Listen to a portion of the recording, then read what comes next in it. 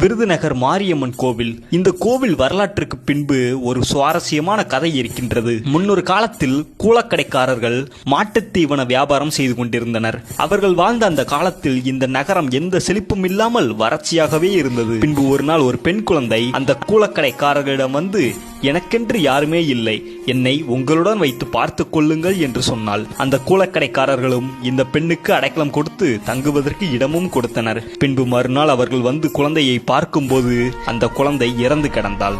மிகவும் வேதனைப்பட்டு நின்றனர். பின்பு அந்த குழந்தை இறந்த இடத்தில் ஒரு அசரீரி சத்தம் கேட்டது. நீங்கள் ஒன்றும் கவலைப்பட வேண்டாம், இந்த குழந்தையாக உங்கள் இடத்திற்கு வந்தது நான் தான் மாரியம்மன் என்று சொல்லி, உங்களுடைய கஷ்டம் தீர என்னை நினைத்து வழிபட்டால் உங்களது அனைத்து கஷ்டமும் தீரும் என்று சொன்னாள். பின்பு அவர்கள் இருந்த இடத்திற்கு எதிராக ஒரு இடத்தில் விளக்கேற்றி வழிபட்டனர். தினமும் விளக்கேற்றி வழிபட அவர்களுக்கு வசதி இல்லாததால் விருதுநகர் பஜாரில் உள்ள எண்ணெய் கடைக்காரர்களிடம் உதவி கேட்டு தினமும் விளக்கேற்றி வழிபட்டனர். பின்பு வறண்டு இருந்த இந்த ஊர் மழையால் செழிப்பானது. அதன் பிறகு பீடமாக இருந்த அந்த அம்மனுக்கு கோவில் கட்டி வழிபட்டனர். அதற்கு பின்பு வருடத்திற்கு ஒரு முறை அக்னி சட்டி எடுத்தும் கன்னத்தில் அழகு குத்தியும் ரதம் இழுத்தும் தங்களது வேண்டுதலை நிறைவேற்றுகின்றனர். இதில் பல பேர் உருண்டும் கொடுக்கின்றனர்.